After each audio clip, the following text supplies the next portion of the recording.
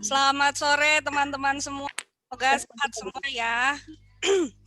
Jadi sesuai dengan perbincangan yang seru banget di grup, akhirnya kita membawakan topik performance management dengan judul mengembalikan performance management kepada fitrahnya. Makanya hari ini pada Pak Miftah pakai peci karena suasananya kayak Idul Fitri ya Pak ya.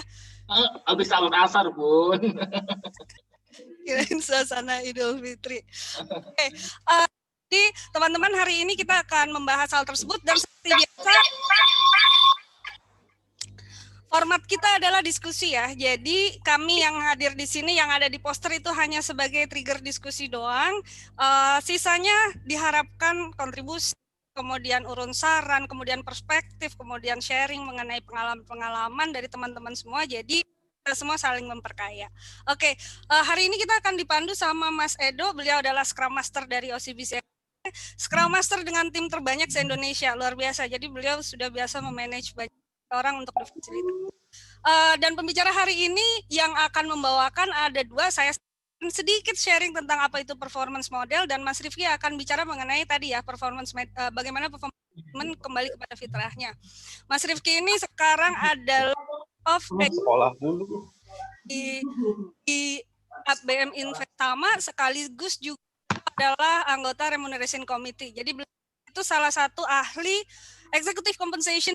Ya, jadi kalau Bapak Ibu mau ngobrol tentang executive compensation, silakan langsung ke Mas Rifki. Beliau biasa set up ESOP, MSOP, KPI high level untuk direksi. Makanya sangat concern sama performance management ini.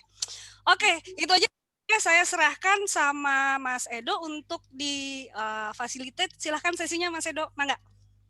Oke, halo selamat sore semua. Nama saya Edo.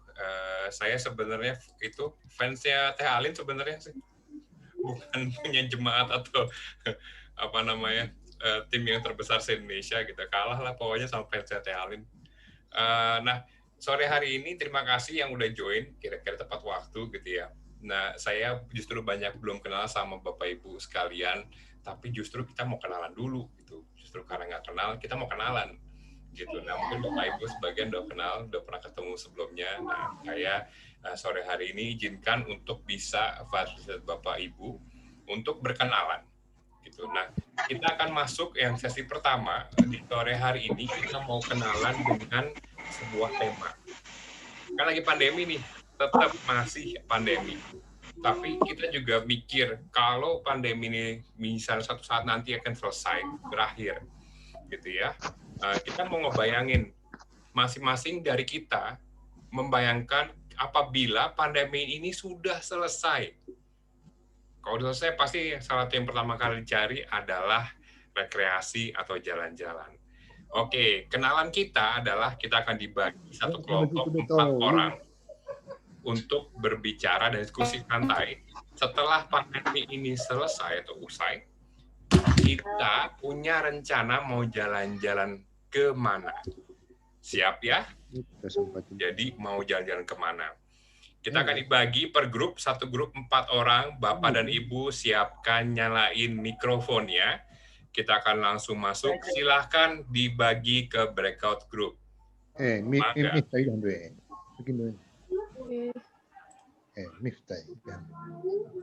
meeting kami.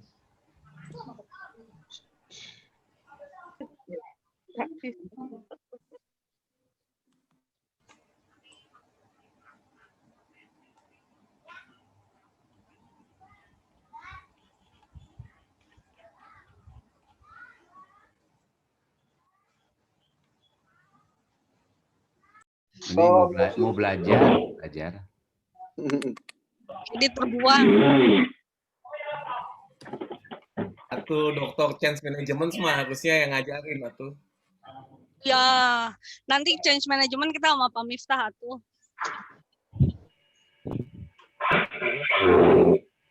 Oke, tadi sudah diskusi dalam dan sudah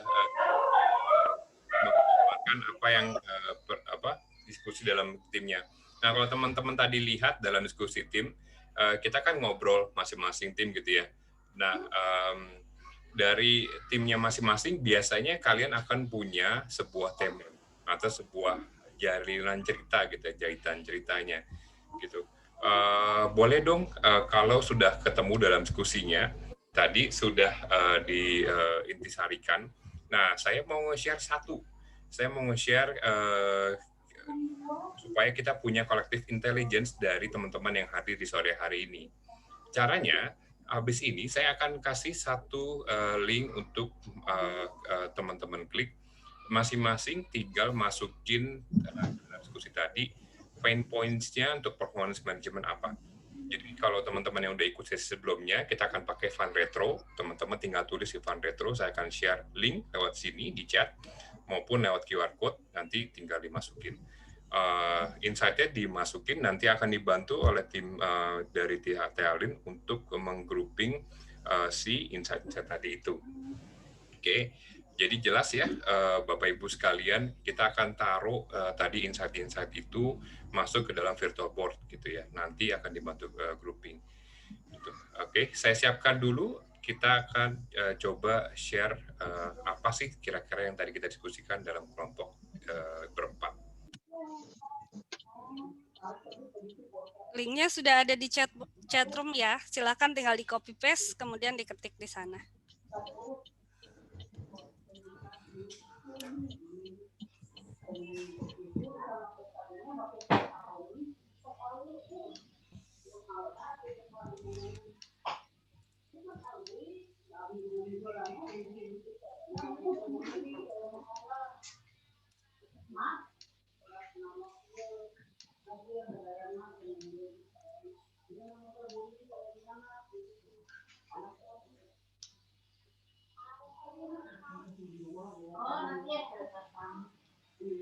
Alin, Ya.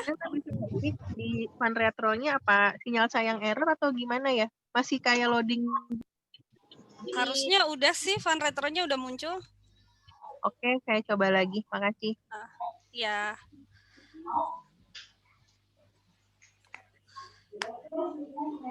Bapak Ibu isi yang kiri dulu ya.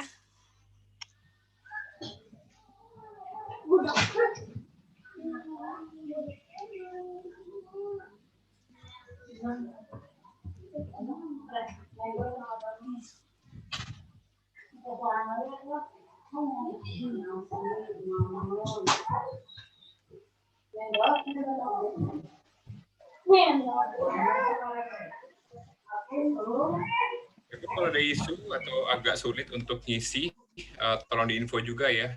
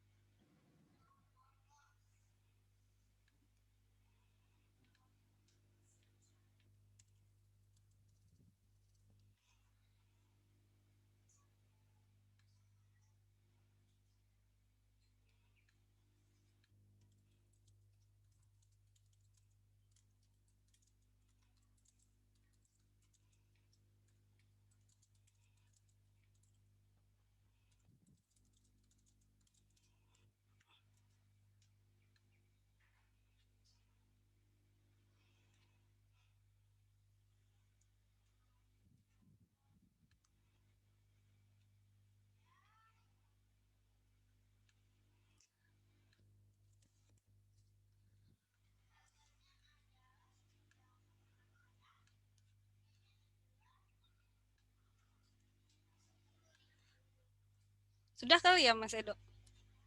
Halo?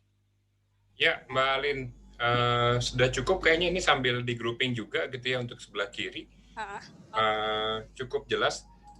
Teman-teman, untuk fund retro atau misalnya apa yang kita alami sekarang sebagai problem atau apa yang kita rasa dalam performance management, kita akan tetap buka ya fund retronya. Jadi nanti bisa sambil ngisi. Kalau kepikiran lagi ada hal lagi yang pressing atau kayak aduh bener juga ini biasanya performance management tuh atau problem saya gini, atau mau nanya aja tempat lain gini juga nggak sih gitu kan. Jadi buat validasi. Nah, bisa diisi kira-kira apa yang kalian alami secara kendala. Tapi karena kemarin salah satu yang kita pikir adalah nih waktunya pendek banget nih. Jadi kita mau coba aja, Talin ya. Kita langsung lanjut ke bagian berikutnya.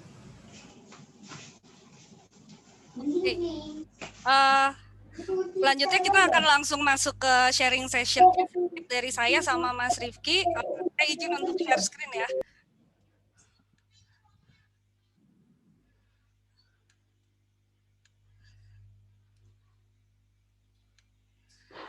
Oke, baik. Jadi teman-teman semua, saya ini membahas sisi lain dari performance management yang jarang disentuh oleh praktisi HR setahu saya ya. Saya nggak tahu, mungkin teman-teman di sini ada yang sudah menyentuh itu juga. Tapi menurut saya karena seringkali kita luput melihat itu, sehingga terjadi dispute di belakang, yaitu performance model. Nah, apa itu performance model? Itu yang mau saya share sedikit di sore hari ini sebelum nanti masuk ke mengembalikan performance management system kepada fitrahnya ya bersama Mas Rifki. Oke, di sini performance, kalau kita bicara mengenai performance management, itu adalah secara definisi kombinasi dari proses formal dan informal, proses dan praktis yang membantu untuk mendrive dan membuat employee memberikan fokus outcome terbaik, mencapai goal, activities dan decision-nya serta behavior-nya itu menghasilkan positif, baik itu short, medium maupun long term result untuk organisasi. Itu adalah performance management. Namun yang sekarang sudah bergeser adalah kita nggak lagi ngomongin performance management. Teman-teman sekarang praktisi HR sudah bergeser ke yang namanya strategic performance management. Apa yang berbeda dengan strategic performance management dibandingkan performance management tradisional pada umumnya? Kalau di dalam performance management pada umumnya itu kita bicaranya managing employee, managing people-nya, person-nya. Sementara di dalam strategic performance management itu bicara mengenai creating the system yang mengkoneksikan antara strategi dengan culture dari organisasi. Jadi kalau tadi di performance management biasa kita managing the people, kalau di sini kita managing the system. Itu di dalam strategic performance management. Untuk lebih jelasnya saya coba beri ilustrasi seperti ini. Jadi sekarang pergerakan performance management itu sudah seperti ini. Ada yang paling sederhana, yang paling tradisional adalah fokus di performance appraisal saja, di mana semangatnya adalah saya harus achieve target saya. Sementara yang kedua adalah udah fokus on performance management. Saya butuh coaching, butuh mentoring untuk mengimprove kompetensi saya sehingga saya bisa mencapai objektif yang dimandatkan kepada saya sebagai employee, kepada departemen saya, dan kepada company saya. Sementara yang ketiga, ketika kita udah bicara strategic performance management, itu bicaranya sudah alignment antara strategi dengan culture di organisasi tersebut. Jadi semangatnya dari masing-masing employee adalah I'm truly committed to maximize my teams and my company's performance. Jadi bicaranya tidak lagi mengenai saya sendiri, tapi bagaimana the whole organization itself achieving their common purpose, their common goal. Jadi gitu. Jadi ini adalah pergerakan model performance management yang ada saat ini. Nah, ini contoh-contoh prakteknya apa aja sih? Biasanya kalau yang fokus on performance appraisal itu tipikalnya nih ya, tipikalnya modelnya model-model private equity, kemudian startup, small companies, kemudian juga company-company yang sangat centralized. Di sini lebih fokus di accounting for performance, jadi ngitungin performance-nya achieve atau enggak, berapa per berapa dari target. Belum sampai ke managing performance, bagaimana membantu orang supaya perform lebih baik. Dan dia sangat fokus pada financial dan operational target, serta tied to reward policy-nya itu sangat ketat. Yang kedua adalah fokus on performance management-nya itu sendiri. Ini udah dilaksanakan oleh banyak company modern, contohnya IBM, Louis Vuitton, Shell, kemudian Dutch Telkom. Nah, ini performance itu di-manage sebagai sebuah bisnis proses di mana ada full planning. Jadi ini yang biasa kita kerjakan ya, mulai dari planning cycle, habis gitu nanti nentuin matriksnya apa, kemudian bikin performance contract, feedback policy, kemudian kita lakukan coaching, monitoring, review, dan kemudian diakhiri dengan rewarding, biasanya kayak gitu. Nah, sementara yang terakhir itu yang sudah lebih advance itu fokus on strategy alignment and culture. Ini yang udah dijalankan oleh Procter & Gamble, Microsoft, BP, GE, Pepsi gitu ya. Ini performance ini consistently incorporated in the essence of company from values to strategy untuk memanage proses dan jadi prosesnya di-manage sehingga seorang employee itu behave sesuai dengan ekspektasi perusahaan. Kurang lebih gitu. Contohnya behave sesuai ekspektasi itu adalah kalau Bapak Ibu ada di Indonesia, itu karena sistemnya nggak ada, nyebrang jalan di mana aja.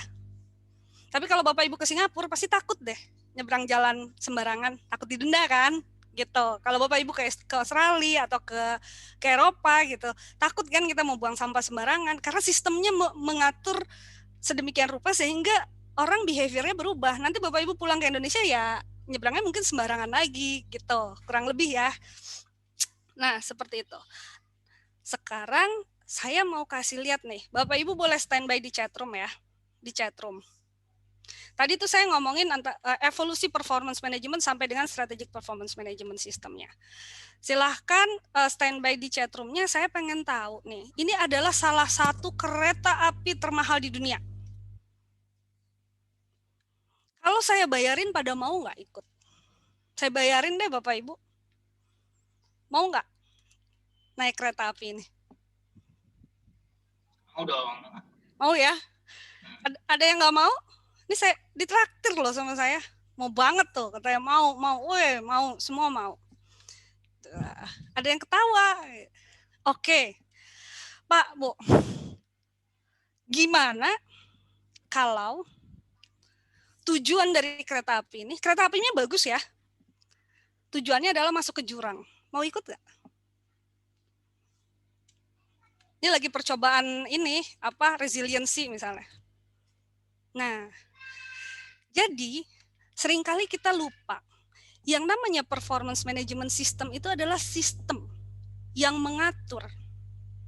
Jadi itu how-nya. Tapi sebenarnya buat apa sih kita atur performance? Purpose-nya apa sih? Itu kita sering lupa. Dan kita sekarang sibuk dengan perdebatan, OKR gimana sih? Apa sih bedanya sama balance scorecard? Apa sih bedanya sama MBO? Ketika kita nggak paham purpose dari performance management system yang ingin kita bangun, yang ada kita sebagai user, sebagai HR, jadi makanan empuk buat vendor Bapak Ibu. Ya udah kita switch ke OKR aja, kita switch ke sini ke balance scorecard aja, kita begini begitu. Tapi sebenarnya apa yang ingin di-create? Masalah itu OKR, MBO, balance scorecard, KPI cascading itu adalah how, bagaimana caranya. Tapi tujuannya apa, itu yang seringkali kita lupa. Nah, tujuan itu adanya di mana? Adanya di sini Bapak Ibu. Ini yang seringkali kelupaan sama kita. Sebelum kita bicara mengenai performance model, yang ada planning cycle, ada coaching mentoring, ada leadership model, kemudian ada monitoring review, kemudian ada rewarding, promotion, succession, kita lupa puzzle di belakangnya. Yaitu purpose-nya apa sih? Filosofinya apa? Prinsip-prinsip yang mau kita jaga di dalam performance itu apa? Dan key metrics yang akan kita gunakan itu seperti apa? Ini yang sering kali kita lupa, dan saya karena beberapa kali menghadapi klien seperti itu, jadi missing link-nya kadang di situ. Perdebatannya hanya bicara masalah, ini support function mau pakai KPI apa? Support function kan nggak creating money, terus perdebatannya di situ tanpa tahu sebenarnya kalian mau mengukur performance-nya itu di mana. Kalian menciptakan performance management ini untuk mendorong semua orang achieving company's goal, atau cuman mau mendorong individual untuk menjadi kompetitif satu sama lain. Nah itu performance purpose-nya tuh nggak ada gitu loh. Itu yang menurut saya salah satu sumber dispute di belakang. Apa itu performance model? Saya nggak akan panjang lebar dulu karena mungkin ini ya betul Mas Irwan, start with why. Ini Dokter Intan saya ubah atau tujuannya. Oke, jadi betul sekali bahwa start with why itu kenapa kita mau establishing sebuah strategic performance system gitu. Di dalam performance model ada sejumlah hal yang perlu kita klarifikasi. Ada 4 hal ya di sini, 4 hal besar. Pertama, purpose-nya. Apa sih main objektif dari performance management yang kita mau ciptakan ini? Bapak Ibu bisa merubahnya, ini tema besarnya gitu ya, dalam 5 tahun ke depan purpose-nya ini. Apakah mau increase market share, mau drive short term net profit, mau implementing merger, mau enable client driven transformation, mau agile transformation, you name it. Makanya tadi linkage to strategic company-nya harus sangat kuat. Linkage kepada culture-nya juga harus sangat kuat. Kita harus benar-benar mengerti mengapa kita harus punya performance management system ini. Gitu. Yang kedua sesudah purpose adalah filosofinya. Filosofinya itu harus menunjukkan sebenarnya apa sih yang mau direfleksikan di sini. Apakah kita bilang bahwa kita mau menghargai kompetensi individu atau kita mau menghargai service dan core unit dengan support unit secara sama buat kita sama rata sama rasa, atau kita mau bilang bahwa kita punya strategic unit yang mungkin akan mendrive future success bagi perusahaan. Dan bagaimana nanti linkage-nya performance ini terhadap career progression seseorang misalnya. Jadi di sini ada motif-motif perusahaan itu nampak gitu di dalam filosofi itu. Kalau saya salah satunya mungkin nanti Pak Miftah kali-kali sempat untuk sharing, apakah kita mau perform dulu baru kita berdampak pada lingkungan, atau kita dengan berkontribusi sama lingkungan lalu kita jadi perform better. Nah kayak gitu, itu kan sebuah filosofi yang harus digali. Yang ketiga adalah prinsip-prinsip yang mau dijaga, apa saja. Apakah kita akan membedakan key dan non-key position, core dan non-core position, apakah semua bisnis unit di-treat sama, apakah akan ada perbedaan antara bisnis line satu dengan bisnis line lain. Nah ini kan prinsip-prinsip yang harus dijaga. Dan yang terakhir adalah key metrics yang akan dipakai. Apakah kita hanya menggunakan kuantitatif saja, kuantitatif kualitatif? Kalau kuantitatif apakah harus finansial atau operasional? Apakah kita akan ukur di level individu atau tim? Kemudian time horizon-nya berapa lama? Mau sebulan, 3 bulan, 6 bulan, setahun? Kalau Bapak Ibu pakai OKR tujuannya apa sehingga harus di-cut per 3 bulan? Itu kan harus clear ya. Kalau misalnya Bapak Ibu merasa bahwa siklus perusahaannya mungkin bisa lebih panjang, mungkin tidak 3 bulanan. Yang ada, saya pernah lihat ada company yang keteteran juga ketika di breakdown per 3 bulan gitu. Jadi please beware about your purpose. Jadi any kind of system yang akan kita implement di dalam organisasi kita, pahami dulu purpose-nya apa. Nah kalau di dalam performance management system kan, ini nggak pernah dibahas nih di dalam cycle-cycle tadi. Karena yang di dalam performance management system yang kita pahami kan langsung masuk ke cycle planning, monitoring, coaching, rewarding, itu aja terus, tapi aspek fundamentalnya nggak pernah dibahas gitu. Nah itulah pentingnya kenapa performance model ini di-define di depan supaya mengurangi dispute-dispute di belakang. Nah, jadi itu aja pengantar dari saya. Selanjutnya mungkin Mas Rifki mau lanjutkan lagi dengan mengembalikan performance model pada fitrahnya. Nanti kita akan buka tanya jawab dan juga diskusi di antara kita semua. Saya bukan menjadi satu-satunya narasumber ahli bersama Mas Rifki, enggak ya, karena semua orang di sini pasti punya knowledge, punya perspektif yang berharga. Silakan.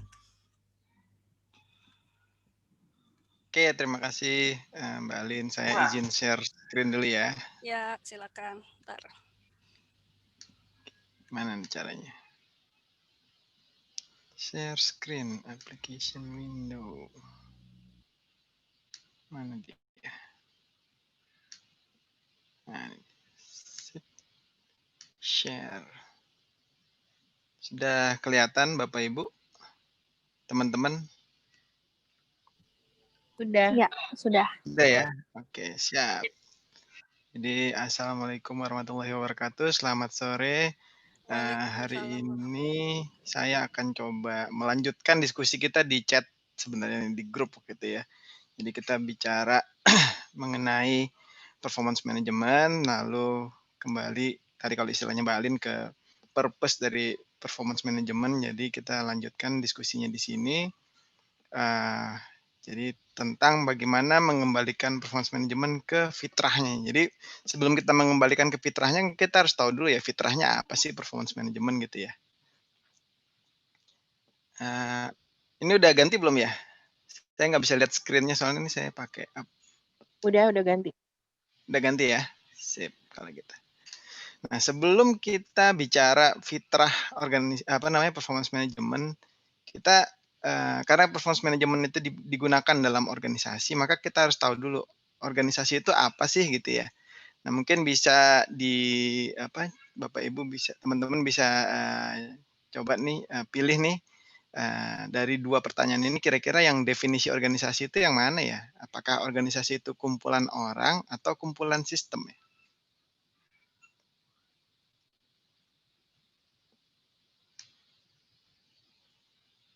Coba saya mau lihat di chat room-nya dulu. Kumpulan sistem, kumpulan orang. Orang dan sistem saling berkaitan. Wah, ini dua-duanya nih kalau Kang Iwan. Mas Irwan ya. Kumpulan individu. Oke. Kumpulan sistem yang dijalankan orang. Orang dan sistem. Sistem. Orang dan sistem. Oke, kalau kita lihat di sini rata-rata teman-teman milih bahwa organisasi itu adalah kumpulan sistem yang dijalankan oleh orang gitu ya. Nah, sekarang kita lihat nih definisi performance management gitu ya. Nah, performance management ini hanya bicara mengenai bagaimana mengelola kinerja orang gitu. Padahal kalau kita bicara organisasi, seperti tadi yang disampaikan sama Mbak Alin juga tadi yang di gambar segitiga tuh framework slide-nya framework kepotong. organisasi. Oh, kepotong ya? Ini masih kepotong? Masih. Ya, kepotong nih. Kepotong. Mungkin Nggak full. settingan PPT-nya coba deh. Coba ya. Saya stop sharing dulu deh. Jangan slideshow aja. Iya, nggak usah di slideshow. Jangan di slideshow. Oke, kebaca ya kalau nggak di slideshow ya. Tinggal digedein. Oke. Ini masih kepotong? Kepotong. Masih. Oke, udah nggak usah slideshow deh kalau gitu. Ini kelihatan ya. Nah, kalau kita lihat nih definisi yang ada di luaran sana, performance management itu lebih fokus pada pengelolaan kinerja orang gitu ya. Belum Padahal kalau share tadi kita screen sih. Belum belum share screen. Di share screen dulu, tapi nggak perlu slide. Share screen. Ini saya share entire screen aja deh kalau gitu, biar gampang. Share.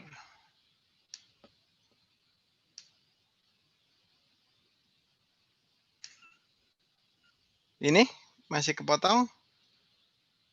Masih. Sama Masih seperti awal. Extended screen kali ya? Mas Rifki mungkin bisa send ke saya, nanti saya yang share. Nih? Kayaknya extended screen deh itu. Oh, mungkin ya extended screen. Oke, coba saya lihat.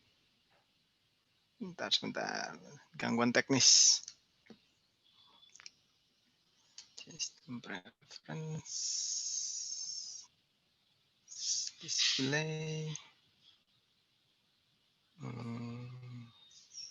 Enggak nih, enggak extended screen. Iya ya, enggak ya. Ini? Kenapa ya? Ini Masih kepotong sama ini. seperti awal. Ini kepotong. Masih sama ini. ya? Yang ya udah ini saya minta kepotong. tolong Mbak Alin aja deh kalau gitu. Saya send dulu ya ke Mbak Alin ya sebentar. Oke, tantan. Soalnya nih laptopnya. Kami semua juga bagus, Pak.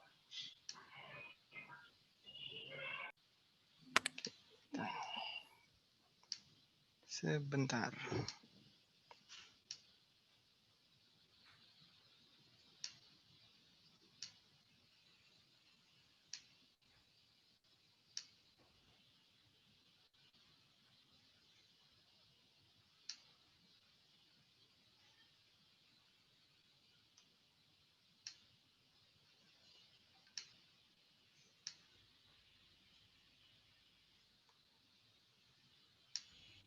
penjelasannya bisa dilanjut aja dulu Mas Rifki. Ya, oke. Jadi intinya kalau kita lihat definisi-definisi yang ada di luaran sana, performance manajemen itu bicaranya pada performance orang ya, people saja gitu, hanya manusianya gitu. Tapi tidak bicara mengenai performance dari perspektif sistem gitu, keseluruhan gitu ya. Nah, padahal kita tahu organisasi itu isinya bukan cuma orang, tapi ada organisasi itu adalah kumpulan sistem. Nah, makanya kalau kita mau mendudukan kembali performance management ini kepada fitrahnya, maka performance management ini harus kita dudukan sebagai tools untuk mengelola kinerja sistem. Oke. Udah masuk, Mbak Alin? Sudah. Sudah ya.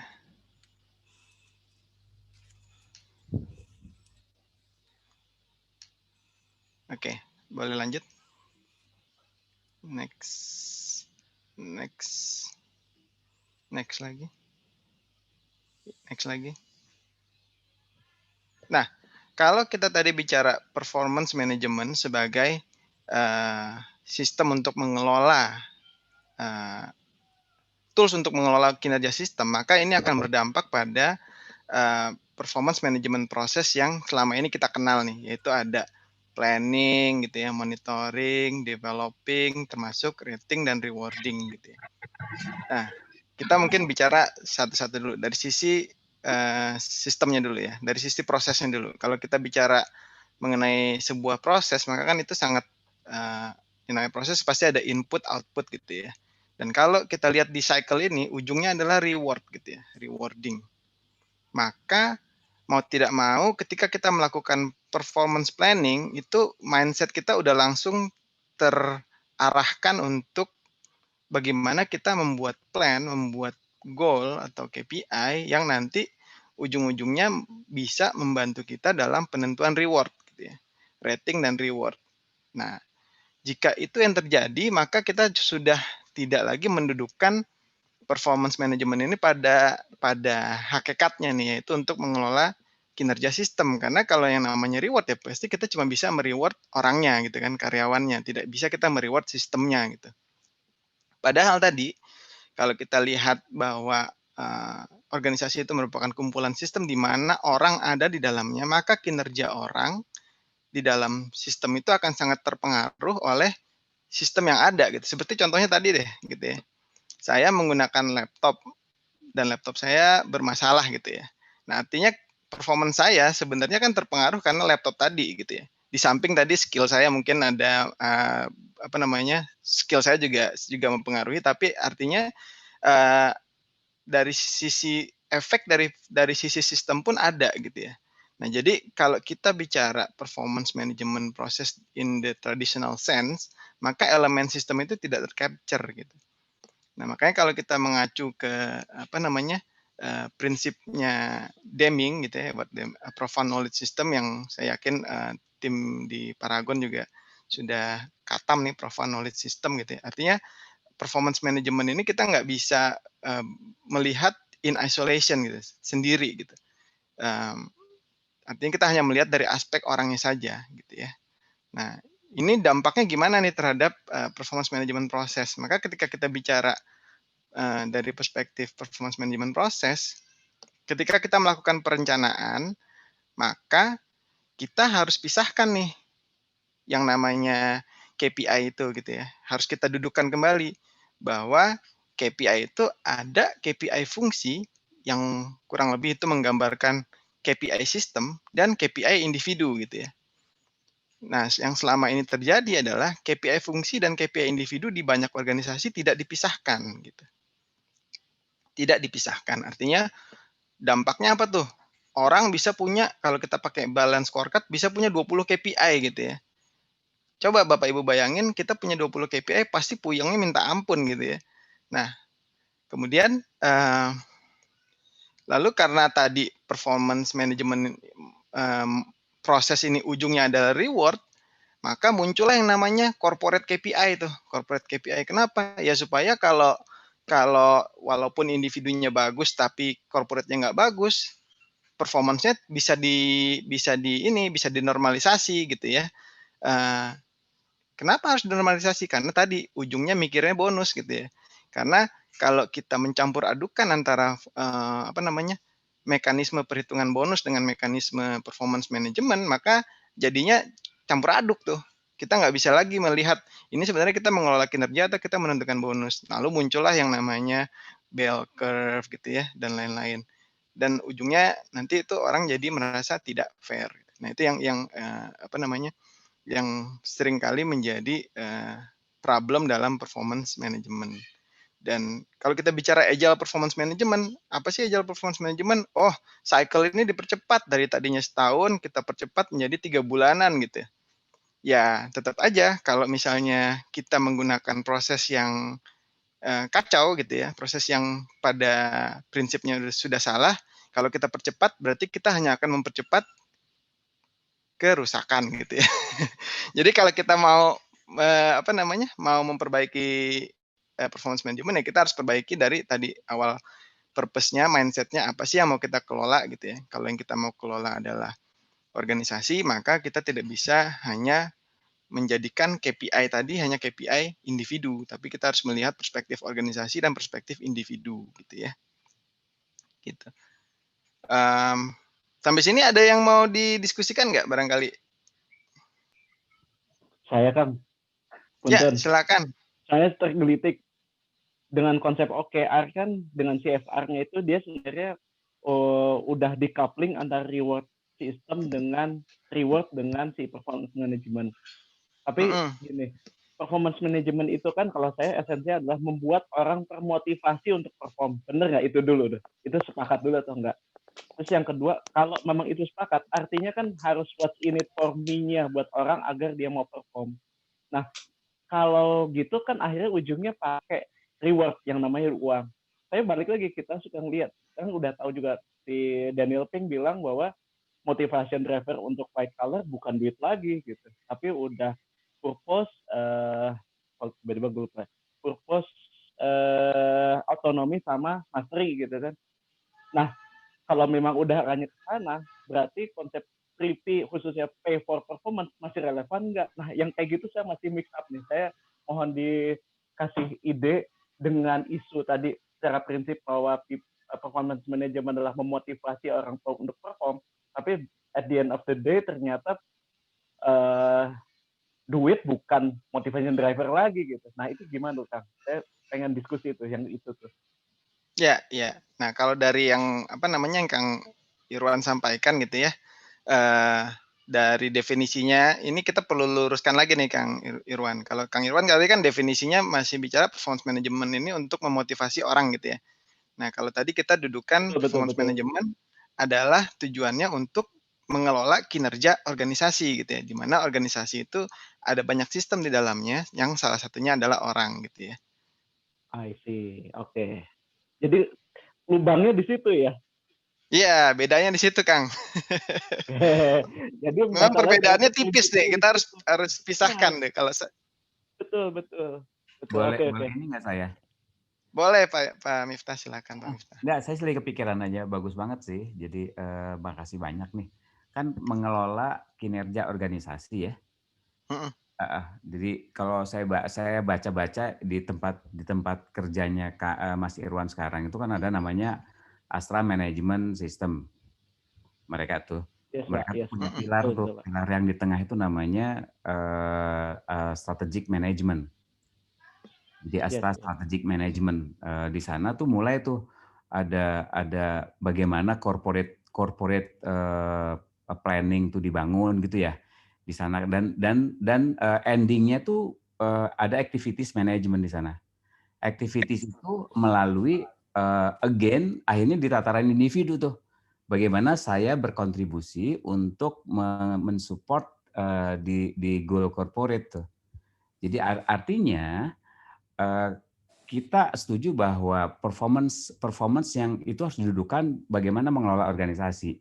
However, endingnya itu tetap bagaimana individu itu berkontribusi ke sana gitu kan. Dan akhirnya ada prinsip KPI individu atau KRA atau OKR-nya individu gitu loh. Itu bagaimana tuh kayak keterkaitannya? Bagaimana di tataran konsep bahwa yang namanya performance management itu mengelola kinerja organisasi hingga ke bagaimana si individu tuh berkontribusi. Itu linkage-nya di mana tuh nantinya tuh? Betul, betul. Nah, ini menarik nih pertanyaan Pak Miftah. Ini kita akan masuk ke konsep organisasi juga nanti ya. Mungkin Mbak Alin bisa tolong slide-nya Mbak Alin. Ini loh, biar kelihatan giginya mau difotoin. Mbak Alin, halo. Oke, saya mungkin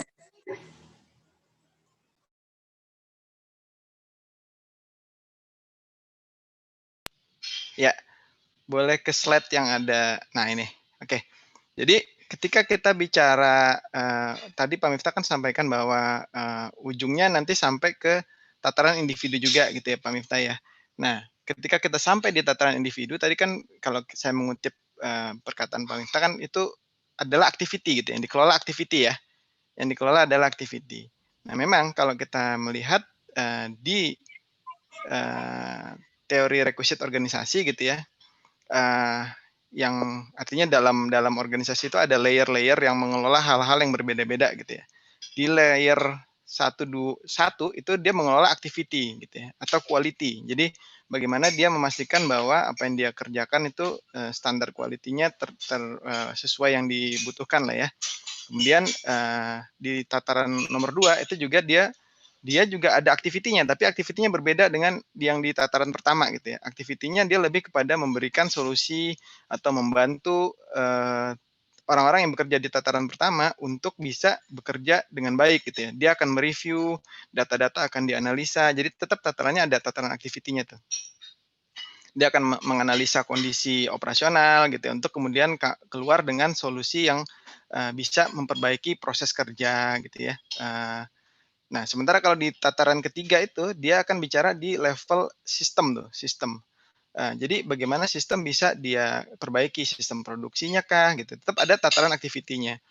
Nah, kalau tadi kita sambungkan dengan performance management gitu ya, artinya di setiap level ini akan ada KPI fungsinya gitu ya, KPI fungsi. Nah, KPI fungsi itu mungkin berhenti sampai di tataran sistem tadi gitu. Karena yang namanya fungsi ya itu kan terdiri dari beberapa sistem. Nah, kemudian bagaimana dengan orang yang duduk memimpin sistem tersebut gitu ya.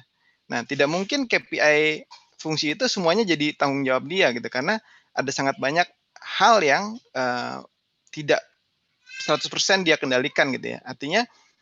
Artinya dari KPI level fungsinya itu perlu diterjemahkan lagi ke dalam individunya apa hal-hal atau aktiviti-aktiviti yang memang benar-benar bisa dia kendalikan gitu ya untuk bisa mempengaruhi tadi output atau KPI di level fungsinya. Jadi kalau kita kembalikan ke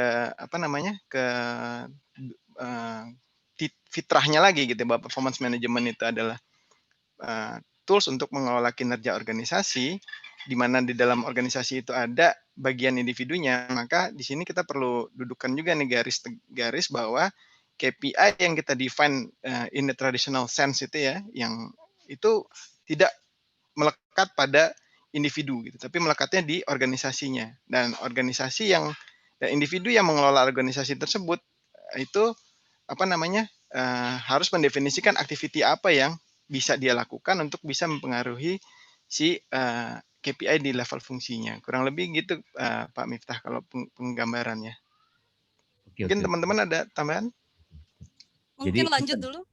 Ya, jadi individual itu linknya ke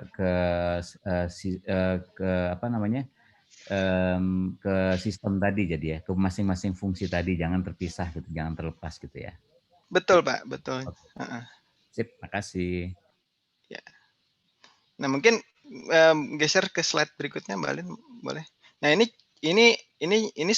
contoh ilustrasi dalam buku Deming. Saya mencoba mengcopy tapi nggak bisa, jadi saya cari aja sistem variation gitu ya. Jadi dalam teorinya Deming sistem itu bahwa orang itu performance-nya akan sangat dipengaruhi oleh sistem. Kalau kita membedakan orang, kita harus lihat dulu apakah kalau kita lihat dari perspektif sistem, apakah memang benar-benar berbeda gitu ya. Artinya kalau dari perspektif sistem, yang akan kita bedakan itu adalah orang-orang yang memang berada di luar garis merah itu, apakah di atas atau di bawah. Nah, itulah memang orang-orang yang anomali itu, berbeda dari sistem itu. Kalau yang di bawah ya kita bantu dengan pendidikan yang lebih baik, mungkin yang di atas yang bisa aja kita anggap dia adalah star performer. Sementara yang di tengah itu yang majority orang-orang itu ada, yaitu hanya bisa kita upgrade performance-nya kalau kita tingkatkan ininya, apa namanya, sistemnya kita perbaiki, maka garis normal tengahnya itu akan bergeser tuh. Nah, kalau kita lihat dari perspektif ini, saya lompat sedikit ke reward, artinya cara kita membedakan reward sekarang ini menjadi perlu kita pertanyakan kembali gitu ya. Apa benar kita bisa membedakan performance dari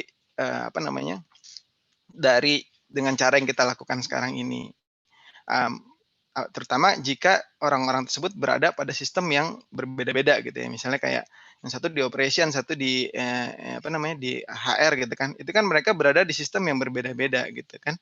Nah, itu kita perlu lihat dari perspektif sistem sebenarnya masing-masing fungsi itu seperti apa gitu, variasi kinerjanya ya. Nah, jika memang ada yang kinerjanya outlier, ya itu mungkin menjadi justifikasi untuk kita membedakan rewarding-nya gitu. Nah, tapi sekali lagi reward seperti apa juga yang perlu kita siapkan supaya jangan sampai nanti kita kembali lagi menjadi rancu gitu. Ketika kita duduk di awal pada saat kita mendefine KPI gitu ya. Nah, yang ada di mindset kita adalah nanti bagaimana saya membedakan reward gitu ya, remunerasi. Boleh balik lagi kembali ke itu, performance management cycle-nya ya. Oke. Gitu ya. Ini dari sisi tadi pertama kita bicara dari sisi planning. Problem di sisi planning itu tadi mix up antara planning for remuneration sama planning for sistem dengan planning for individu. Semua mix up jadi bingung gitu. Sehingga muncul yang namanya corporate KPI, share KPI gitu ya. Padahal kalau kita lihat dari perspektif sistem, mungkin share KPI itu tidak perlu gitu ya. Oke. Nah, kemudian ketika kita masuk di fase monitoring gitu ya. Nah, kalau kita bicara performance management, yang seringnya terjadi adalah di fase monitoring ini fungsi atasan itu tidak berjalan. Artinya fungsi pengawasannya tidak berjalan gitu ya. Orang-orang dianggap sudah mature untuk bisa menjalankan tugas dan tanggung jawabnya masing-masing tanpa perlu diawasi gitu ya. Nah, ini kemudian yang digunakan sebagai alat pengawasan hanya yang kita sebut KPI. Ujungnya aja yang kita lihat, tapi prosesnya tidak dilihat gitu ya. Sehingga ini juga membuat proses monitoringnya jadi tidak efektif gitu ya. Harusnya yang backgroundnya itu yang di bawah. Halo?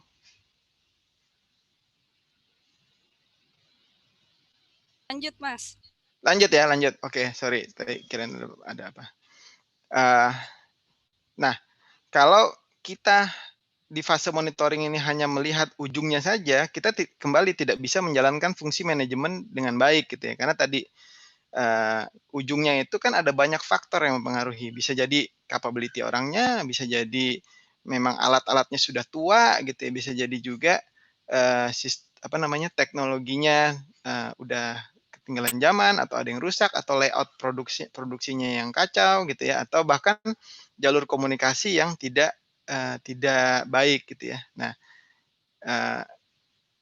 sehingga mengakibatkan kinerja orang-orang yang ada dalam sistem tersebut menjadi tidak baik. Nah, monitoring ini utamanya untuk yang level tadi ya, kalau kita mengacu ke layer tadi, layer 2 ke atas, itu mereka harus bisa melihat dari perspektif sistem apa yang menjadi masalah, dan itulah yang mereka perbaiki gitu ya. Nah, developing ini bisa jadi kita memperbaiki orangnya maupun memperbaiki sistemnya juga gitu ya. Nah, kalau kita bicara performance management sebagai tools untuk mengelola sistem, maka kita cukup berhenti di situ gitu. Nah, tadi ada pertanyaan nih mengenai motivasi ya. performa dipengaruhi motivasi. Mungkin nanti Mas Rifki terakhir aja Oh, nanti pertanyaannya. aja ya? Ya, Oke. Siap. Nah, kurang lebih gitu sih. Saya nggak terlalu banyak slide, tapi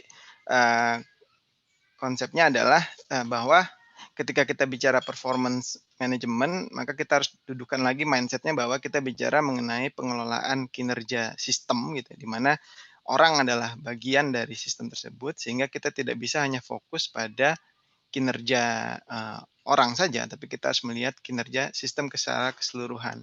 Sehingga dampaknya tadi kita perlu memisahkan dari kalau kita bicara KPI atau OKR gitu ya, objektif-objektif tersebut dari perspektif sistem dan dari perspektif individunya apa yang bisa dia pengaruhi. Gitu.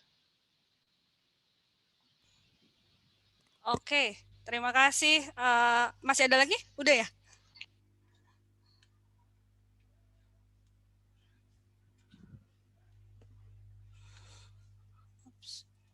Ada Bu Tami kayaknya, Teh Alin, resen. Iya. Mas Rifki suaranya nggak masuk. Oke, sorry, tadi ke-mute. Jadi kesimpulannya sih kalau saya ngelihatnya bahwa performance management itu adalah sistem pengelolaan kinerja organisasi yang di dalamnya ada berbagai macam sistem termasuk orang-orang di dalamnya. Dan sistem performance management itu bukan hanya sistem pengelolaan kinerja karyawan, apalagi sistem penentuan reward gitu ya. Nah, kalau kita dudukan seperti itu, maka kita perlu bedakan antara KPI organisasi dan KPI individu. Kemudian ketika kita bicara KPI individu, kita perlu sesuaikan dengan perannya dalam organisasi.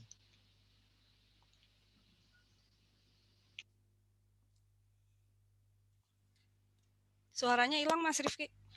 Oh, udah. Oke, jadi terima kasih Mas Rifki atas penjelasannya. Sebentar, kita akan masuk ke tanya jawab yang ada di chat room dulu, atau kita mau lihat, boleh tadi lihat board kita, udah ada tambahan belum? Oke, kita lihat dari chat room dulu nih. Ada banyak sekali pertanyaan di sini. Pertama, ini karena kita kelompok diskusi ya, jadi please semua orang yang mau berkontribusi terbuka, jadi nggak harus kepada salah satu yang tadi bicara aja. Apakah ada tips untuk memastikan adanya alignment antara sistem dan dari sistem ke individu? Atau sebelumnya dulu mungkin sudah cukup jelaskan tadi penjabaran Mas Rifki, karena lumayan complicated ya. Karena kita jadinya diajak untuk melihat dari sudut pandang yang berbeda.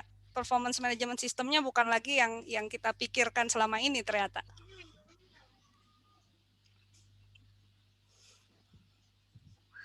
Oke, tadi alignment, Mas Rifki mungkin bisa dibantu untuk tipsnya bagaimana. Mana sih tadi? Maaf. Mana ya tadi? Ada tips memastikan alignment antara sistem dan dari sistem ke individu. Mungkin ada teman-teman yang mau berpendapat dulu. Mas Rifki mungkin boleh langsung aja. Oke. Mas. Ya. Kalau kita mau memastikan alignment, pertama kita kan tadi mendefine output dari masing-masing sistem gitu ya kan. Kalau kita bicara sistem, maka kita bisa definisikan outputnya gitu ya. Apa saja yang menjadi output atau objektif yang harus dicapai atau di-deliver oleh sistem tersebut. Nah, ketika kita bicara di level individu, maka kita tentukan activity apa yang bisa mempengaruhi output-output tersebut gitu ya. Nah, tentu saja sebenarnya idealnya nih kita punya data yang menunjukkan bahwa kalau kita melakukan ini, maka sistem kita akan bisa mengenerate hal tersebut gitu ya. Tapi tentu kan dunia tidak seindah itu gitu ya. Jadi yang bisa kita lakukan adalah ketika kita mendefine sebuah activity, kita harus terus measure tadi ya kinerja sistemnya sendiri harus kita ukur gitu untuk melihat apakah yang kita lakukan ini bisa mempengaruhi sistem atau tidak gitu ya. Kemudian kalau misalnya yang kita lakukan tidak memberikan output yang kita harapkan, kita perlu lihat komponen lain dari sistem yang kita gunakan untuk menjalankan activity tadi. Apakah ada elemen yang perlu diperbaiki gitu. Jadi jangan langsung kita menyalahkan orangnya gitu. Jadi kita perlu periksa juga tuh. Misalnya nih kita jualan gitu ya. target kita sales, target kita jualan gitu. Tapi kita nggak bisa mencapai target misalnya, karena misalnya ternyata dari sisi capability sih kita udah mumpuni misalnya gitu ya, kita udah ikut training segala macam, klien juga suka sama kita, tapi masalahnya klien nggak suka sama produknya atau produknya ada defect-nya, banyak defect-nya. Jadi kita mau jualan nggak bisa gitu. Artinya kan ada elemen lain dari sistem organisasi tersebut yang perlu kita lihat gitu kan, yang perlu kita evaluasi. Atau mungkin dari sisi informasi mengenai produknya yang tidak baik gitu, yang itu yang perlu kita perbaiki. Jadi kita harus analisa apakah dari sistem tersebut apa yang menjadi penyebabnya lah, root cause-nya. Oke, ada teman-teman mungkin yang mau menambahkan, silakan loh. Mbak Elin izin menambahkan. Silakan, Pak Dwinanda dari Gajah Tunggal ya Pak. Beliau dari Corporate Strategi. Saya dulu juga dari sama dengan Mas Irwan tadi kan dari Asta Internasional, saya dari Pama Persada dulu. Jadi masih bawa Asta. Ya, Mas Rifki salam juga, salam buat Pak Doni Samsuryanto ya. Beliau senior saya dulu siap, di UGM. Ya. Nah, menambahkan pertanyaan Pak Miftah tadi ya, yang mengenai bagaimana alignment. Tadi sebenarnya sudah disampaikan Mas Rifki tadi, kalau boleh saya mengulangi, bukan Pak Miftah ya, Pak siapa tadi, Pak Firmanta atau. Nah, alignment kalau sedikit boleh sharing saya. Jadi untuk memastikan bagaimana corporate strategi itu turun atau kemudian diterjemahkan menjadi KPI di level individu, itu kan jauh banget ya. Corporate strategi di level apa, individu di level apa.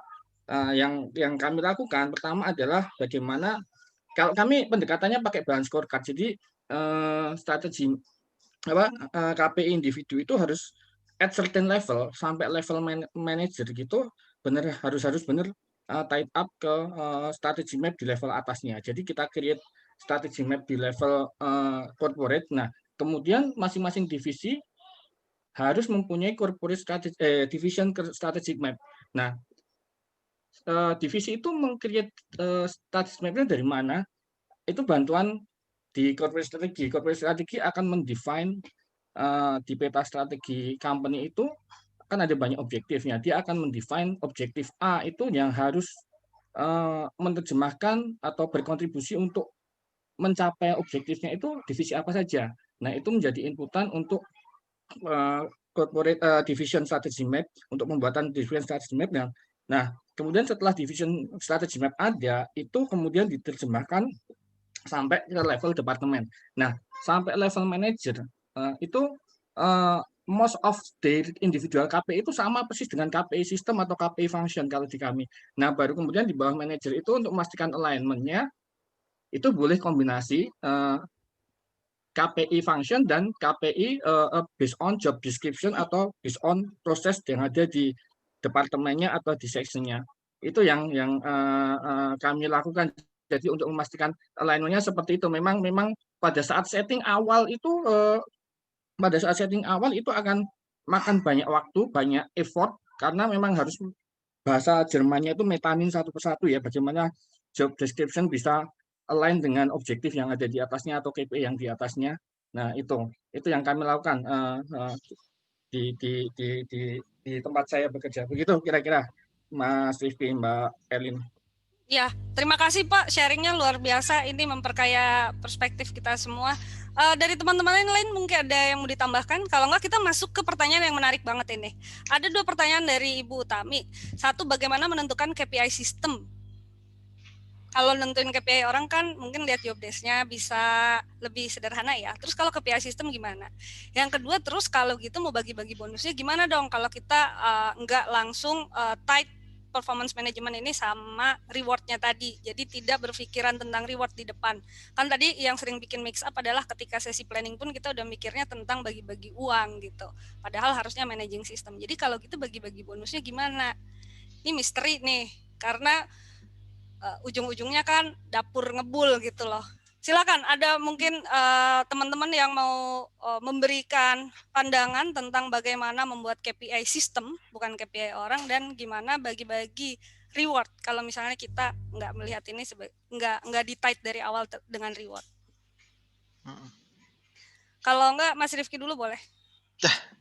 Kalau KPI sistem tadi udah disampaikan sama Mas Nanda tadi, Edwin Nanda sama Mas Irwan juga ini di chat bahwa KPI sistem itu ditentukan dari strategi. Jadi fungsi atau sistem itu harus mengenerate apa sih, harus mendeliver apa outputnya ya. Nah pendekatannya bisa kita pakai balance scorecard atau pakai pendekatan apapun gitu ya. Tapi artinya kita memang melihat dari perspektif yang lebih holistik kayak namanya sistem, berarti kan ada aspek keuangannya, ada aspek orangnya, ada aspek prosesnya gitu ya. Nah, berarti semua hal itu kita perlu pertimbangkan tuh kalau kita bicaranya level sistem gitu ya. Jadi apa yang dilakukan balance scorecard tuh udah di situ kan sebenarnya?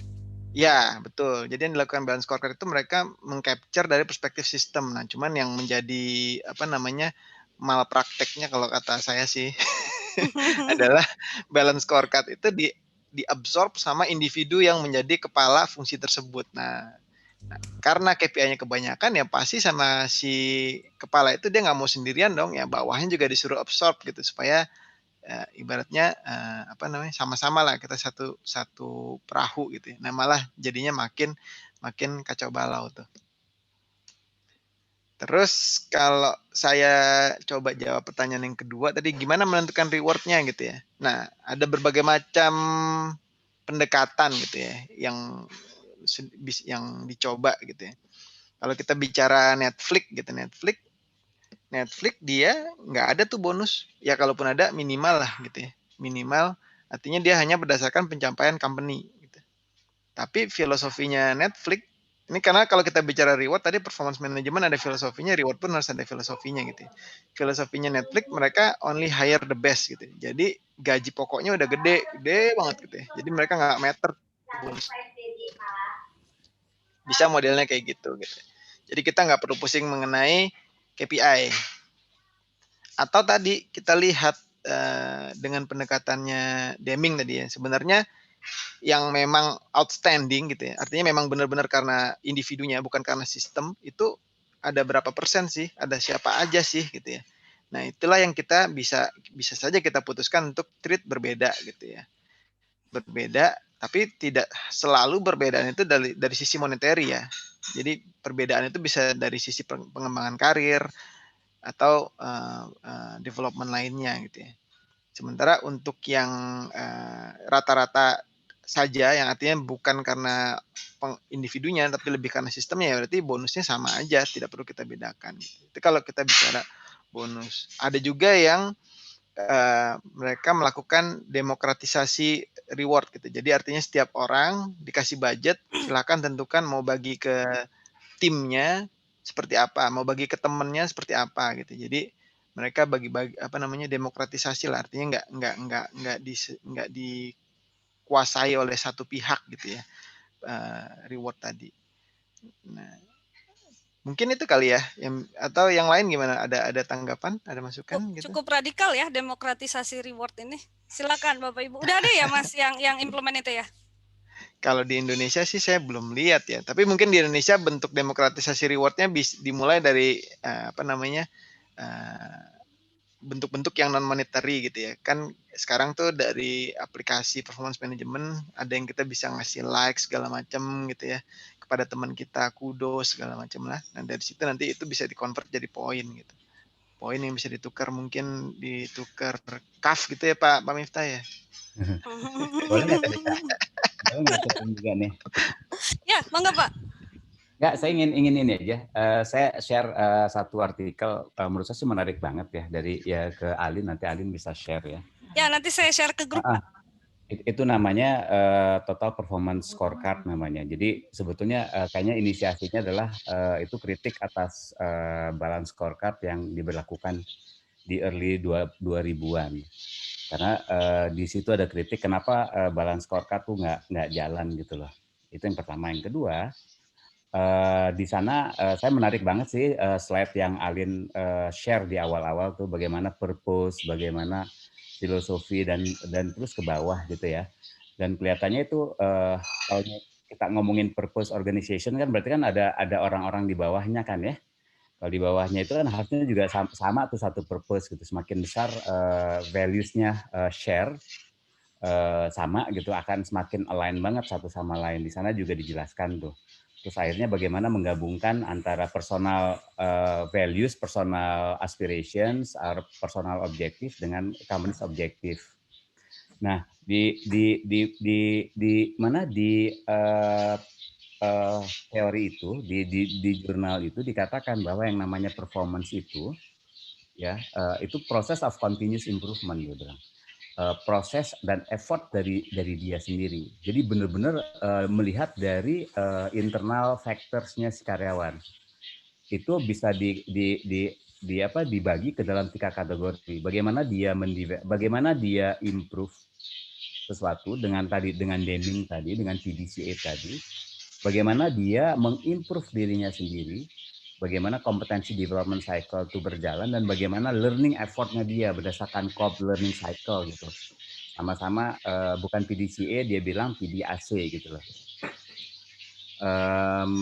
Dan kalau kita lihat di sana ya, itu menarik banget. Karena apa? Karena yang pertama saya ingin gabungkan juga dengan OKR. Apa sih bedanya KPI dengan OKR ya? Mungkin di tempat kami itu di Paragon itu selalu mengatakan bahwa Anda tahu challenge di lapangan gitu. Karena Anda yang mengerjakan hari-hari dan Anda bisa ngelihat apa sih bottleneck, bagaimana challenge-nya. Itulah letak OKR-nya gitu. Jadi bagaimana orang-orang bukan hanya down, bukan hanya KPI dari sistemnya gitu ya. Terus cascading down to individual, tapi juga kita memberikan kesempatan ke individu untuk membuat OKR mereka sendiri. Apakah terus kita tanyakan terus tuh, apakah key result Anda itu nendang ke objektif di atasnya enggak gitu ya. Jadi model-model itu yang saya pikir kalau saya sih melihatnya kayaknya cocok gitu dibanding dengan yang commonly used or applied di kita ya. Bagaimana rating itu akhirnya menjadi demotivasi. Saya punya pengalaman 3 bulan tuh jadi firefighting gitu, orang demotivasi. Kebayang nggak kalau misalkan ada bell curve dilakukan? Ada berapa orang yang ada di bawah di below performance? Biasanya 30% kan? Atau 20%. 10 yang non performer, below performer 10%. 20% populasi kita rate dan mereka tidak satisfy, itu akan merusak organisasi tuh. Engagement-nya rusak banget. Belum lagi yang di rate di average, terus mereka bilang saya harusnya di above average gitu. Itu juga another rusaknya motivasi orang dan ujung-ujungnya ke productivity gitu loh. Ini menjadi saya banyak ngobrol dengan Mas Irwan nih. Jadi akhirnya saya kepikiran ya bahwa simply performance itu dikaitkan dengan reward yang uang ya, itu akan mendistract orang atau akan mendorong orang untuk berpikir transaksional. Lo kasih 5, gua kasih jadi gua ngasih 5, saya harus dapetin 5 atau 6 gitu kan.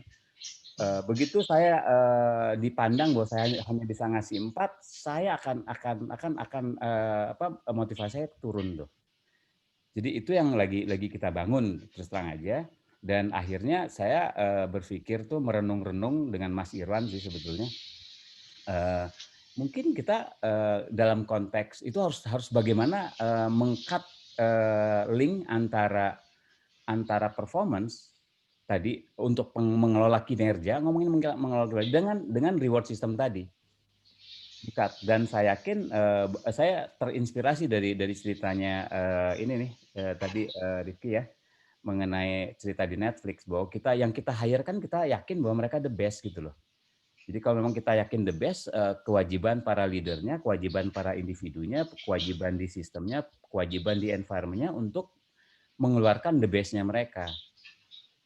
Itu sih yang saya dapat, yang saya iniin ya, karena sudah nggak percaya lagi terus terang aja 20-an tahun mungkin saya kerja, tapi saya sebagai seorang HR, tapi saya selalu masuk di lubang yang sama, rating lagi gitu kan ya, bell curve lagi, terus saya sebagai DIR filing komplain lagi, terus saja begitu, dan itu setiap tahun jadi ritual gitu.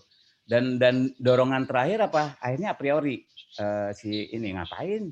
Development juga nggak ada, gua kerja aja gitu kan. Dikasih ini, alhamdulillah, karena saya berpikir itu arisan. Besok nanti saya dapat A, nanti besoknya lagi dapat C, ya wajar-wajar aja lah orang lain yang dapat B gitu kan. Itu sih yang insight saya dari performance, dan saya pikir bagus banget ya sesi ini. Keren.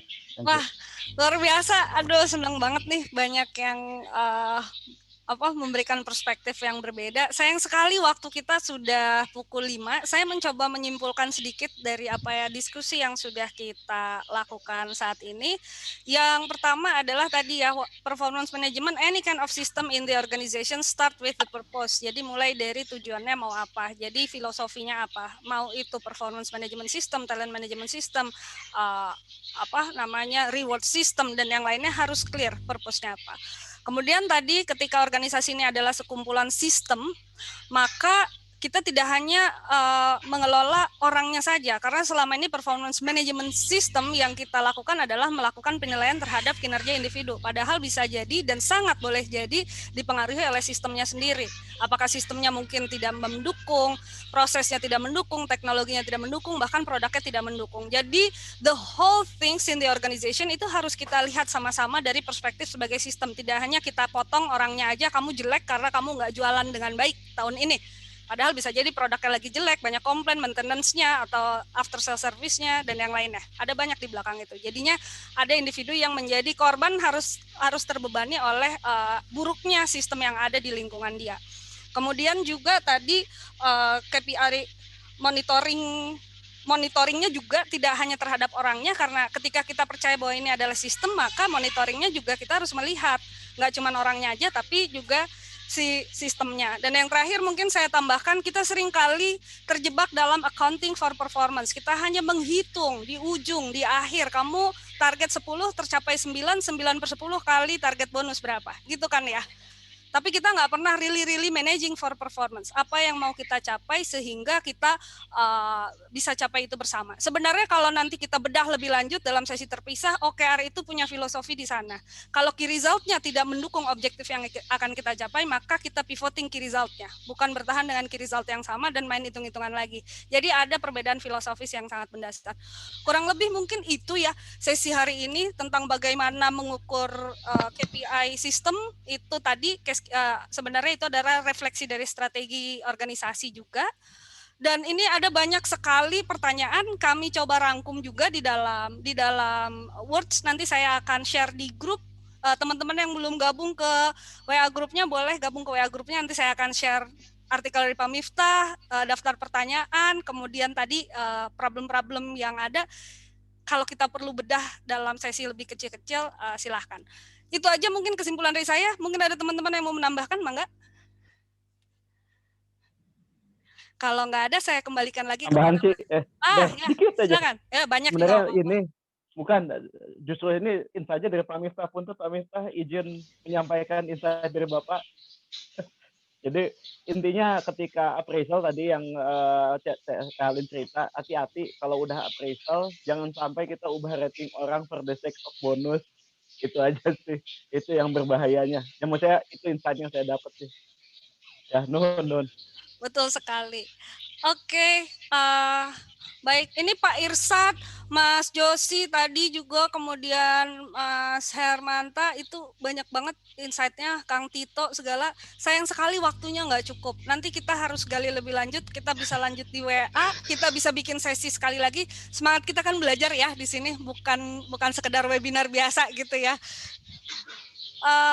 Mungkin saya kembalikan dulu aja ke Mas Edo karena waktunya udah habis. Oke, Teh Alin, ternyata sampai sore masih rame nih. Ini tambah panas ini kolom chatnya. Iya bener. Ini saya juga gemes bahas chatnya sebenarnya. Saya yakin ini Bapak Ibu pada gatal ini sebenarnya masih mau nimpal-nimpalin. Ini Teh Alin juga kelihatan dari mulutnya masih gatal ya Teh ya. Gitu. Seru banget Bapak Ibu sekalian diskusi sore hari ini, tapi kita tadi di awal sudah janjian mohon maaf sekali kita janjian sebenarnya sampai jam 5, tapi sebagai kami dari Tealin, dari Better & Co, dan dari saya sendiri, dan dari teman-teman yang facilitate ataupun yang speak tadi, merasa bahwa kita udah 3 kali bikin, kita 3 kali mau potong jam 5 pas. Ternyata kami nggak bisa, ternyata kita juga ada beberapa hal yang kita harus pikirkan kembali, dan ternyata kita akhirnya lebih panjang sedikit. Memang topiknya besar, Bapak Ibu sekalian, dan memang kita butuh waktu lebih, itu pasti. Nanti bisa kita kondisikan setelah ini ya, nanti bisa lewat grup ataupun bisa lewat diskusi, bisa lagi. Nah, Bapak Ibu sekalian, kita mau tutup dulu, karena kita janjian jam 5. Kita mau merefleksikan pengalaman kita belajar bareng sore hari ini, tentang topik yang sebenarnya terjadi karena ada diskusi seru dalam grup. Gitu. Ayo Bapak Ibu, saya undang rekan-rekan sekalian untuk merefleksikan dalam retrospektif. Silahkan dibuka link di Fund Retro-nya. Kalau lebih simpel, saya mau mengundang Bapak Ibu sekalian merefleksikan dalam 3 bagian. Kita coba lihat bareng hal-hal yang sudah terjadi di sore hari ini. Apa aja sih hal-hal yang berjalan dengan baik, mana bagian yang berjalan dengan kurang baik, dan mana yang kita bisa jadikan sebagai topik next week atau 2 weeks ahead gitu ya. Gitu. Nah, silakan dilihat dulu aja. Yuk, ini bisa kepake buat kita belajar bareng-bareng. Jadi termasuk kayak format tadi. Kenapa sih kita ganti formatnya? Karena beberapa feedback yang terjadi pada Sabtu lalu. Gitu. Ini arahnya bukan dari Tealin, bukan dari saya, bukan dari pemateri, tapi arahnya dari kita untuk kita. Jadi format atau waktunya juga kita bisa sesuaikan sesuai dengan kebutuhan. Contoh persis banget kayak topik sore hari ini. Bapak Ibu sekalian, ayo kalau passionate di kolom chat, kalau passionate dalam diskusi tadi, lempar-lempar ide atau timpal balik gitu ya, atau menambahkan informasi yang barusan, saya mengundang, ayo passionate lagi, masukin retrospektifnya, bikin kita sesi belajar berikutnya lebih keren lagi. Apa sih yang kita bisa rubah, apa yang bisa kita perbaiki, apa yang kita suka dari sore hari ini. Silahkan dimasukkan dalam situ. Lagi-lagi, mungkin komentar saya pribadi, saya tidak bisa moderate banyak di sini. Kenapa? Karena waktunya terbatas. Gitu. Kalau saya masukin dan kita bahas ini, kayaknya waktunya sayang. Gitu. Ini bisa jadi beberapa waktu lagi untuk bahas hasil retro aja. Tapi dari mungkin yang bikin sesi sore hari ini, kami juga komitmen bahwa kita tetap mau belajar. Kalau kita ngerasa ada yang kurang atau ada yang kilaf, tetap kita mau perbaiki, karena tujuannya adalah buat sebenarnya serving dari para praktisi HR atau HC, juga teman-teman yang sebenarnya datang ke sini mungkin mau menimba ilmu atau belajar. Saya yakin terlepas dari background dan misalnya posisi kita di organisasi, kita tetap bisa belajar sesuatu dari sesi sore hari ini. Yuk, silahkan masukin gitu di dalam sini. Jangan lupa mainkan juga jempolnya Bapak Ibu. Mana yang kita suka, silahkan dijempolkan. Kalau misalnya mau nambahin, bisa masukin komentar masing-masing item yang di Fund Retro. Jadi nggak perlu nambahin baru, bisa juga dijempolin. Paling banyak yang saya minta jempolnya, tolong untuk topik berikutnya. Kira-kira kita mau masukin topik berikutnya apa sih? Dari situ kita akan polling, kita akan coba lihat, kita masukin ke HR Study Club berikutnya.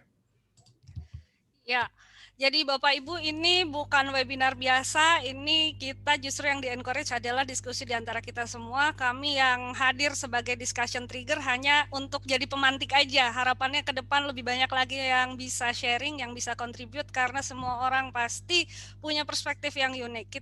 We really believe in collective knowledge, karena semua orang pasti punya knowledge yang bisa dibagikan gitu.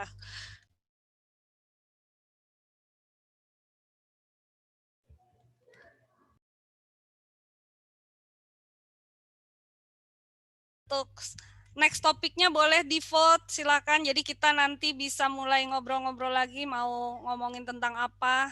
Di sini udah ada from OD to PD, from good to great, strategic management, OD, change management, requisite organization, OD dan job analysis, talent management, HR roles post-COVID, mental health, developing people, total performance scorecards. Nah, ini akan sesi pendalaman lagi ya Kang Irwan tadi ya tentang apa itu hakikat daripada performance management.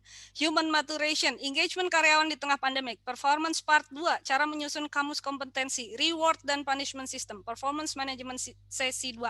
Dan teman-teman, please, teman-teman di-encourage banget untuk siapa yang mau contribute. Oke, saya pengen sharing tentang ilmu ini. Semoga jadi amal jariah buat teman-teman semua. Semoga bermanfaat buat kita semua gitu sih. Jadi mangga di grup saya pengen sharing nih tentang tema apa. Mangga.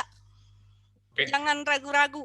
Ya, mungkin kita bisa buka kesempatan juga kali ya, Teh Alin, kalau lain kali teman-teman di dalam prakteknya melihat, oke, saya bisa bantu facilitate juga gitu secara online. Benar. Ada aktivitas yang menarik. Silakan aja buat eksperimen bersama.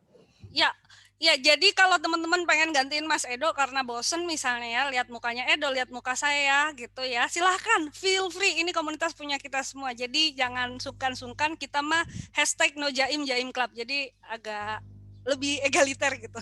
Di sini banyak banget master, ini saya harus salim-salim sebenarnya sama semua, ada banyak banget master di bidangnya masing-masing, dan tapi master nggak master, kita semua pasti punya knowledge yang bisa dibagi, gitu. Tuh kata Kang Tito, kita nyewa lapangan bola aja, kita ini apa kopdar katanya. Agak luas sih Kang itu kalau lapangan bola. Buat teman-teman yang belum gabung di grupnya, itu sudah ada link grup WA grup kita. Silahkan kalau mau bergabung langsung dan terlibat di berbagai diskusi. Nanti kita lanjut lagi apa yang kita udah bahas hari ini. Saya juga akan bagi artikel yang tadi disampaikan Pak Miftah di grup WA-nya. Oke, kalau ini Fun Retro-nya mau di-share? Ya, mangga Teh. Oke. Ini kebanyakan dari Fun Retro feedback-nya tetap tentang waktu ya. Waktu terlalu singkat, waktu perlu dibuat setengah hari. Aduh, lama pisan, terlalu singkat. Bahasannya terlalu luas dan waktunya terbatas. Jadi kalau misalnya seperti itu, ini input yang menarik, kita akan chunking down lagi ya topiknya ya, sepertinya kalau terlalu luas. Dan please feel free untuk share di grup. Kayaknya itu terlalu luas deh, kita potong depannya dulu yuk. Misalnya performance management, kita potong di planning dulu yuk. Gimana caranya? Misalnya kayak gitu, boleh. Kemudian one of my dreams yaitu kumpul kopi darat. Aduh, aku juga itu. Sesi perkenalan di depan mungkin bisa dihilangkan agar inti masalah bisa dibahas lebih lama. By the way, perkenalan itu cuma 4 menit, 5 menit lah ya. Itu karena kita nggak pernah ketemu, itu aja sih. Biar nggak kaku kayak kanebo kering, Pak, Ibu. Jadi makanya kita tetap adain impromptu networking gitu ya. Masih belum puas sama diskusinya, troubleshooting, mungkin topik bisa disegmentasikan based on type of industry. Menarik juga kalau nanti suatu saat kita kalau udah cukup besar kita bikin segmen industri forum ya, ada manufacturing, banking, property, plantation, dulu saya sempat bikin soalnya. Oke, luar biasa sekali nih antusiasme teman-teman hari ini. Silakan ada yang mau nutup nggak? Jangan saya doang dong yang ngomong, capek. Silakan ada teman-teman dari sini yang mau satu orang aja, tolong sampaikan kesannya dan juga pesannya buat kita sekalian penutupan. Mangga. Silakan. Siapa nih? Resen aja deh. Closingnya boleh dah, saya lempar ke teman-teman. Ada nggak? Nah, ini siapa tuh? Oke. Ya. Nah, Mas Rio aja deh. Mas Rio, silakan Mas Rio, tolong dong kita di closing sekalian kesan pesannya, kemudian bantuin saya closing sesi ini. Makasih banyak loh Mas. Sebelumnya sorry terlambat karena tadi biasa anak udah jalan-jalan dulu jadi baru di tengah-tengah tuh di akhir, karena seru banget makanya nyesel banget. Karena emang lagi related banget, ini bahasan yang nggak akan pernah habis gitu. Bahkan di grup kemarin pun 3 malam tuh kita masih berkutat masalah ini terus gitu, belum clear. Hanya untuk membahas masalah bell curve aja loh.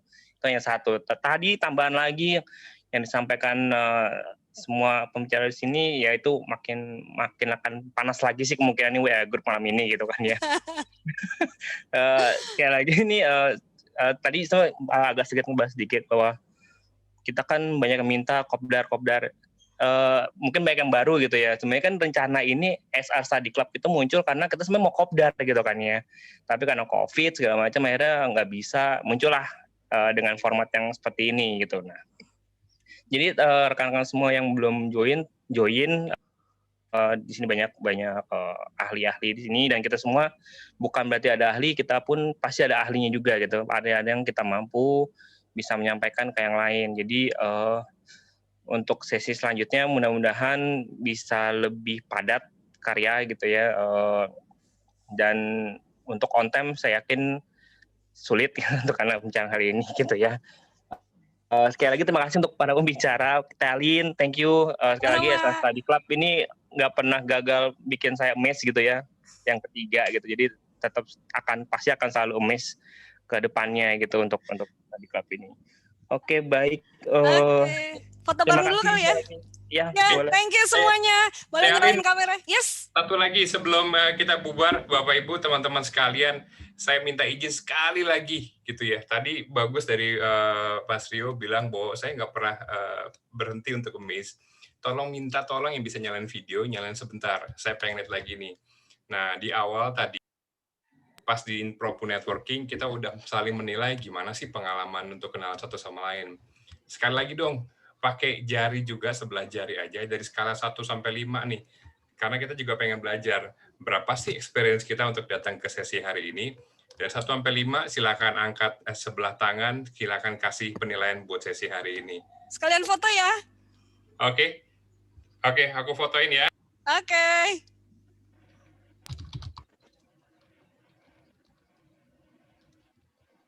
Oke, tahan dulu dalam 3, 2, dan 1. Bentar, tunggu ya, ada beberapa frame ini. Tahan jarinya, tahan. 3 frame. 1, 2, 3. Oke, satu lagi frame-nya. Sabar. 1, 2, 3. Oke, terima kasih semuanya. Oke, terima kasih semuanya. Sehat-sehat semua, pamit ya. Assalamualaikum warahmatullahi wabarakatuh.